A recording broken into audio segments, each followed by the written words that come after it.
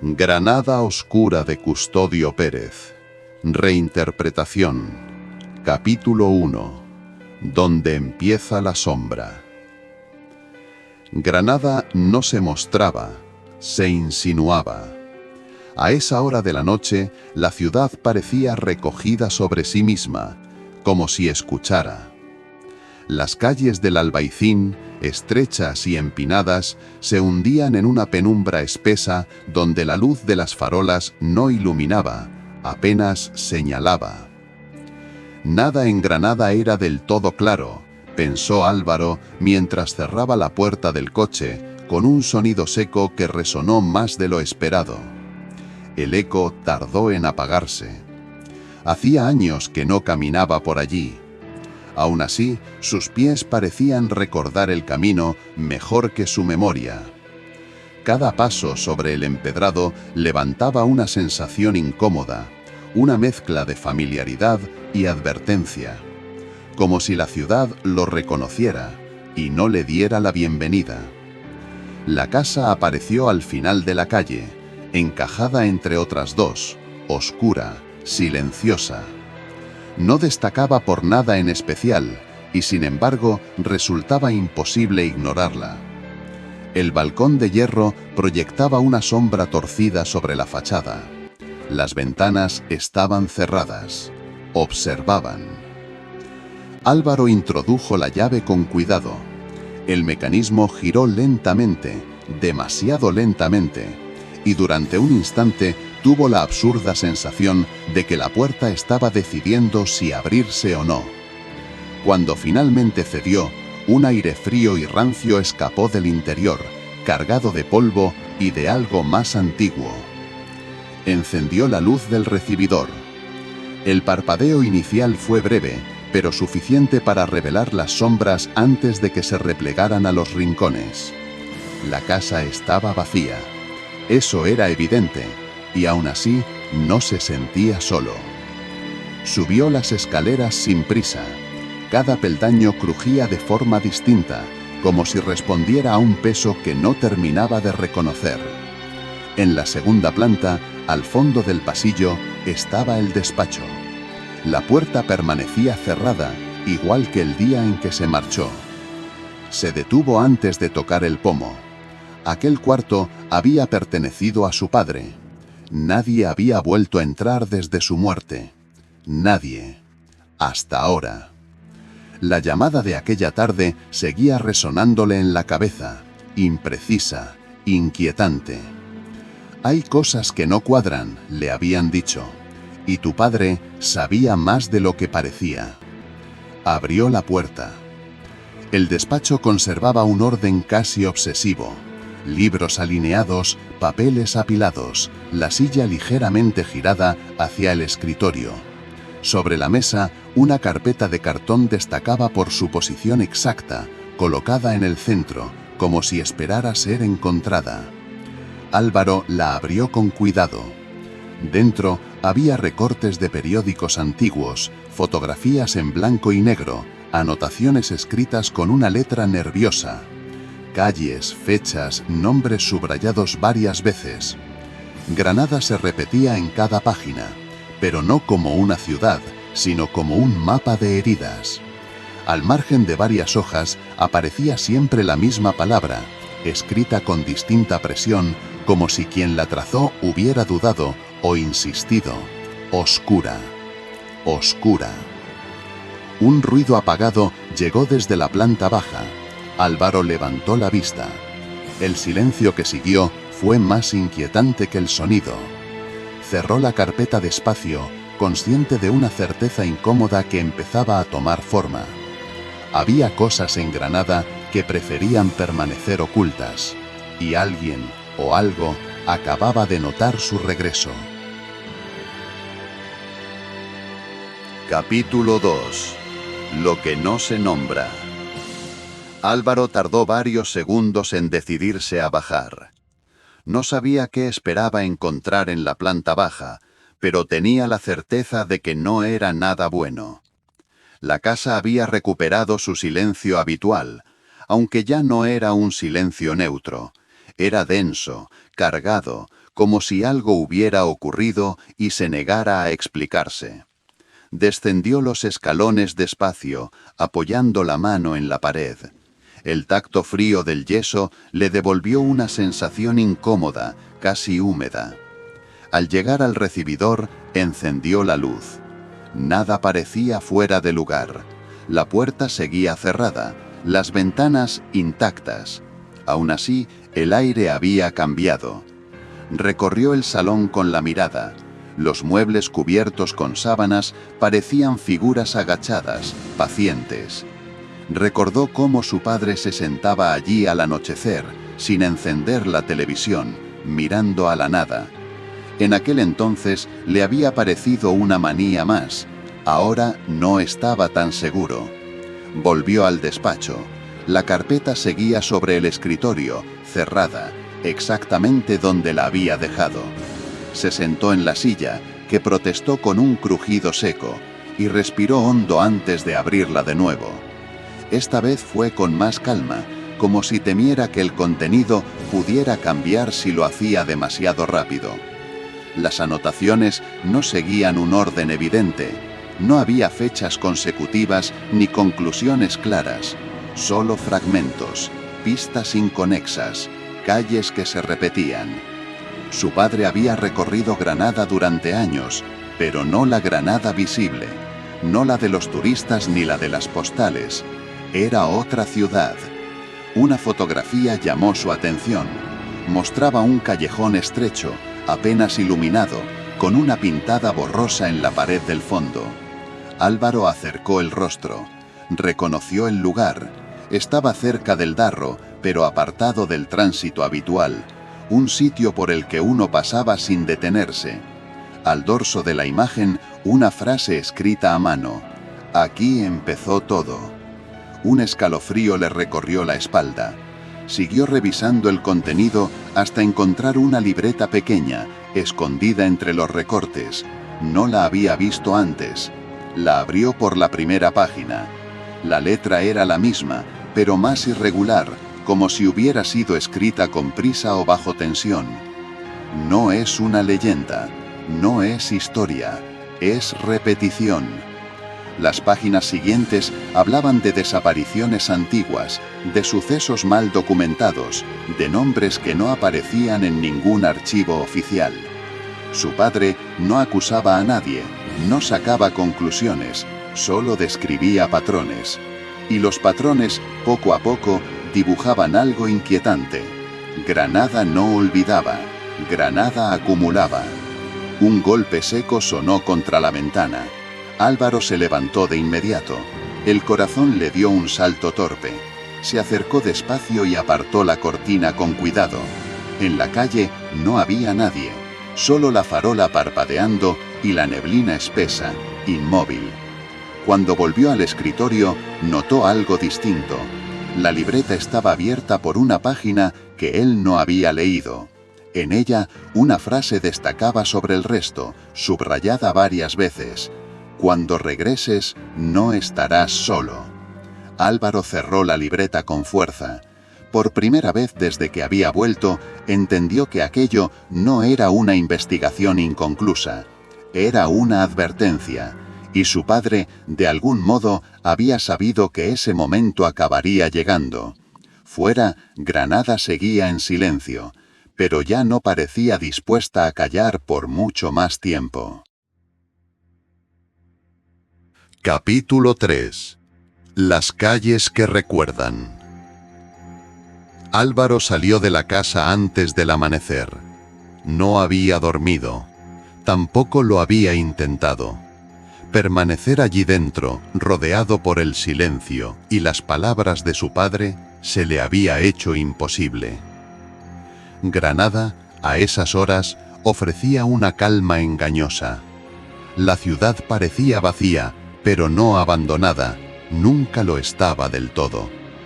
Caminó sin rumbo fijo durante varios minutos, dejando que el aire frío le despejara la mente.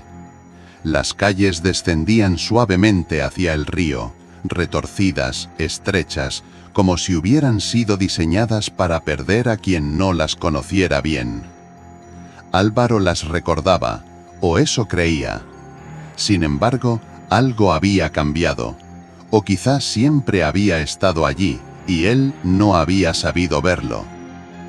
Llegó al callejón de la fotografía. No había ninguna señal que lo distinguiera de otros tantos. Muros altos, humedad en las piedras, un farol antiguo colgado torcido. Aún así, al detenerse frente a él, sintió una presión incómoda en el pecho. El mismo lugar, la misma perspectiva. Aquí empezó todo, había escrito su padre. Avanzó unos pasos. El sonido de la ciudad desapareció casi por completo. El murmullo lejano del tráfico se desvaneció, sustituido por un silencio más profundo, espeso.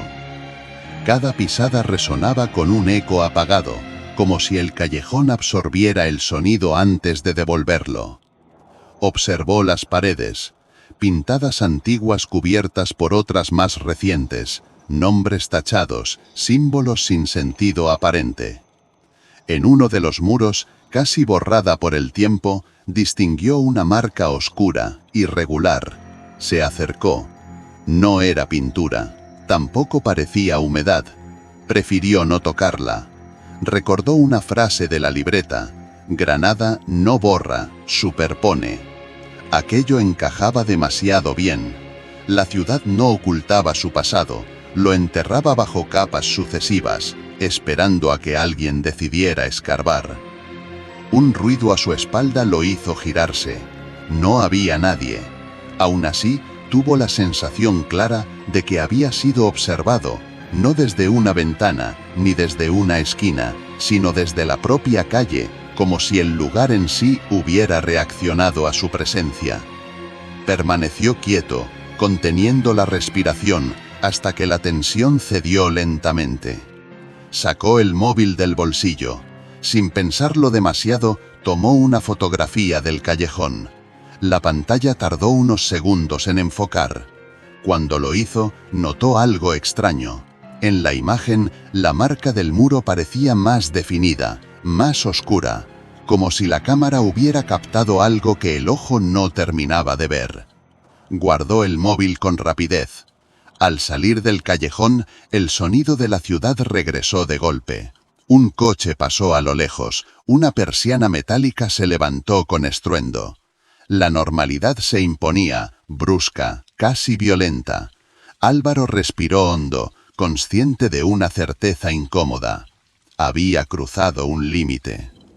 De regreso a casa, notó algo más. En varios puntos del recorrido, tuvo la impresión de que el mismo hombre aparecía siempre a cierta distancia, apoyado en una pared, esperando un semáforo, girando una esquina. Nunca lo vio con claridad, nunca pudo asegurarlo, pero la sensación persistía. Al cerrar la puerta tras de sí, Álvaro supo que ya no se trataba solo de entender qué había investigado su padre. Ahora, Granada había empezado a responder, y no todas las respuestas eran seguras de escuchar. Capítulo 4. La presencia. Álvaro cerró la puerta con más cuidado del necesario. El sonido del pestillo le pareció demasiado alto, casi imprudente. Permaneció unos segundos inmóvil en el recibidor, escuchando. La casa respondió con su silencio habitual, aunque ahora le resultaba distinto. No acogedor, no neutro, expectante. Dejó las llaves sobre la mesa y avanzó hasta el salón. Retiró una de las sábanas que cubrían los muebles y se sentó, intentando ordenar sus pensamientos. La imagen del callejón regresaba una y otra vez, la marca en el muro, el silencio antinatural y, sobre todo, la certeza incómoda de no haber estado solo. Encendió el móvil y abrió la fotografía. La observó con detenimiento. El encuadre era correcto, pero algo no terminaba de cuadrar. Amplió la imagen. La pared del fondo aparecía más oscura de lo que recordaba, como si la sombra tuviera volumen propio. No era una forma definida, tampoco un reflejo. Era una ausencia. Cerró la aplicación y dejó el móvil boca abajo. Subió al despacho. Necesitaba volver a la libreta. Sentía que se le había escapado algo importante. Pasó las páginas con calma, esta vez sin buscar datos concretos. Leyó entre líneas. Las frases de su padre no describían hechos aislados, sino una evolución. Un proceso lento, casi imperceptible. Primero observan, luego esperan. Álvaro frunció el ceño. No recordaba haber leído esa frase antes. Siguió avanzando. Varias páginas después encontró otra anotación subrayada con fuerza. No es alguien, es una presencia. El pulso se le aceleró. Escuchó un sonido leve, apenas perceptible, procedente del exterior. Se acercó a la ventana y apartó la cortina con cuidado. En la acera de enfrente, bajo la luz amarillenta de la farola, distinguió una figura inmóvil. Un hombre de mediana edad, con las manos en los bolsillos del abrigo, mirando hacia la casa. No hizo ningún gesto, no intentó ocultarse. Álvaro sintió cómo el estómago se le contraía. Permanecieron así varios segundos, observándose, o al menos eso creyó. Porque de pronto el hombre giró la cabeza ligeramente, como si atendiera a algo que Álvaro no podía oír, y se alejó calle abajo, sin prisas. No corrió, no miró atrás. Cuando desapareció, Álvaro cerró la cortina de golpe y apoyó la espalda contra la pared. El corazón le latía con fuerza, pero no era miedo lo que sentía. Era reconocimiento. Aquella figura encajaba demasiado bien con la sensación que lo había acompañado desde la mañana. Regresó al escritorio y tomó la carpeta. En uno de los recortes encontró una descripción breve, casi insignificante. Un testigo hablaba de un hombre que siempre estaba allí, sin hacer nada. El texto no le había llamado la atención antes, ahora sí. Álvaro cerró los ojos un instante. La investigación de su padre ya no le parecía un estudio obsesivo ni una paranoia tardía. Era un intento desesperado por poner nombre a algo que se resistía a ser explicado. Fuera, la farola volvió a parpadear. Granada seguía observando, y esta vez no se molestaba en disimularlo. Capítulo 5. El rastro. Álvaro no salió de inmediato. Esperó varios minutos, inmóvil, con la luz del despacho apagada y la cortina apenas entreabierta. La calle parecía desierta. Ningún sonido, ningún movimiento. Solo el parpadeo irregular de la farola, marcando un tiempo que no le pertenecía. Cuando decidió bajar, lo hizo sin encender las luces. Abrió la puerta con cuidado, procurando que no chirriara, y salió a la calle. El frío nocturno le golpeó el rostro con una intensidad que lo mantuvo alerta. Miró en ambas direcciones. Nada. Avanzó despacio, siguiendo el camino por el que había visto alejarse al hombre. No sabía qué esperaba encontrar. Tal vez una confirmación. Tal vez una excusa para convencerse de que todo había sido una coincidencia. Granada, a esas horas, ofrecía un aspecto distinto, menos amable, más honesto.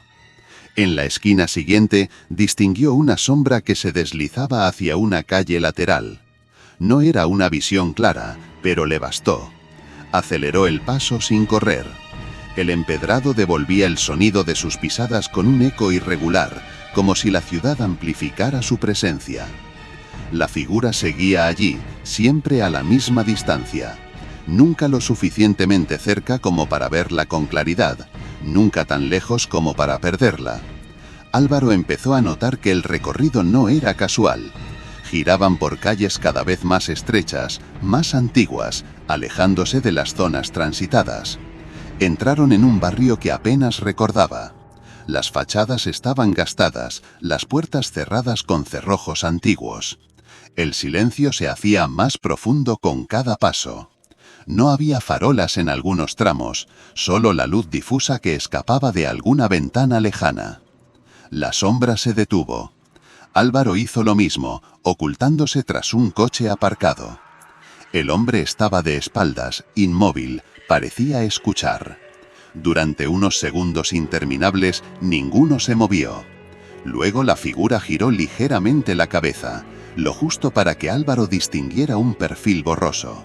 No era un rostro amenazante, era inexpresivo. El hombre se adentró en un pasaje estrecho, casi invisible entre dos edificios. Álvaro dudó. El pasaje no figuraba en su memoria. Tal vez nunca lo había estado. Aún así, avanzó. El aire cambió de inmediato, más frío, más húmedo. Las paredes parecían cerrarse a su alrededor. A mitad del pasaje, algo crujió bajo su pie. Bajó la vista. Un papel arrugado. Lo recogió. Era una hoja arrancada de una libreta. La reconoció al instante. Era la letra de su padre.